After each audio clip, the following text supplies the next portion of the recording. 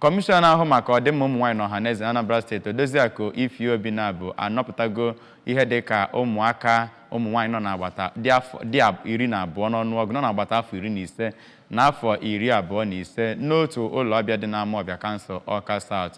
Ọlụ ahụ bụ nke ha na ndị uwe ojii Anambra steeti jikọrọ aka ọnụ wee jee lụọ dịka otu onye bịara tupenye ha azụ maka ya bụ njinji na-eji ngele akụkọ nke a n'uju.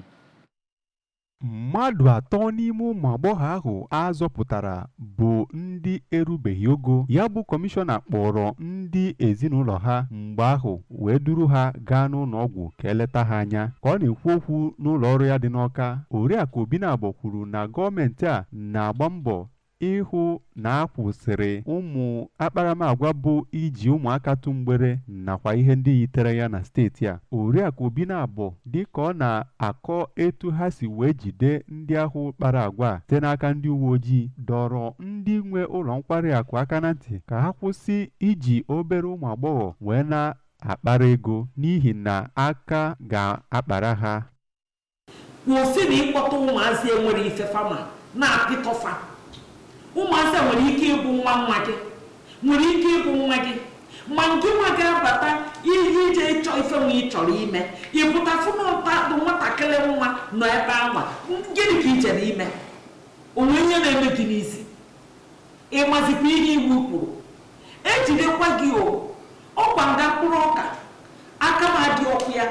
Biko anyị ga-ayọ ka nna ayọ gị kịta, gọọmenti jikwa ụtarị, ọkwa ụtarị mmụọ ka gọọmenti Soludo ji wee bịa.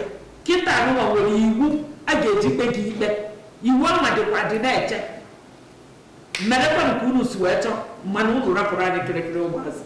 Ụmụaka atọ ahụ bụ ndị si na steeti Ebonyi dịka ha na-akọ akụkọ ha kwuru na ọ bụ otu nwaanyị a na-akpọ Ifeọma nakwa Chika bụ ndị bịa duru ha n'ụlọ ha dị na Ịzaa ma kpọta ha n'Awka, kwe ha nkwa na ha ga-enye ha ọrụ, mana ọ tụrụ ha n'anya na akwanyere ha ka ha were arụ ha wee na-achụ ego. Ha kọwakwara na ụmụ nwaanyị ahụ dutere ha n'otu ụlọ nkwari akụ wee nakọrọ ha ekwentị ha na ihe ndị ọzọ, dunye ha n'aka nwaanyị ọzọ, onye nke gwara ha na a ga-arapụ ha ma ọ bụrụ na ha kwụnwuo ụgwọ karịrị 100,000 naira. Dịka ha si kọwaa, ha nwere onye enyemaka ha natara ekwentị ha ji wee kpọọ ndị ezinụlọ ha. Onye enyemaka ahụ bịakwara nyere ha aka wee ziga ozi n'aka ministri na-ahụ maka ụmụ nwaanyị nakwa ndị uwe ojii bụ ndị batara na ya bụ ụlọ nkwari akụ wee nwụchikọọ ha. Dịka ọ na-akọwa n'etu ha si arụ ọrụ n'ebe ahụ, ụmụ agbọghọ ahụ kwuru na akwanyere ha ka ha na-achụta ego karịrị 5,000 kwa abalị, manyekwa ha ka ha na-achụta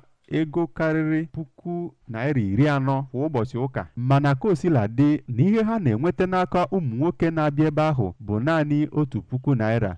Otu n'ime ndị nne na nna nke ụmụ agbọghọ ahụ, Oriakụ Uchechi Friday, kwuru na dịka nwa ha rapụrụ ha, o wegara ozi n'aka ndị uwe ojii na Abakaliki, mana egbuturu ya mgbe nwa ya nwaanyị kpọrọ ya, nke mere ka ọ gaa yọta enyemaka site n'aka ministri na-ahụ maka ụmụ nwaanyị nke Anambra steeti. Oriakụ Friday kenere ya bụ kọmishọna maka mbọ ya wee dọọ ndị nne na nna aka na ntị ka ha gbaa mbọ hụ na ha dị njikere na-elebara ụmụ ha anya. Ya bụ okwu bụ nke ebugagoro n'aka State Criminal Investigation Department nke dị n'Awka maka nleba anya, bụ nke a ga-emeche kpụpụ ha n'ụlọ ikpe.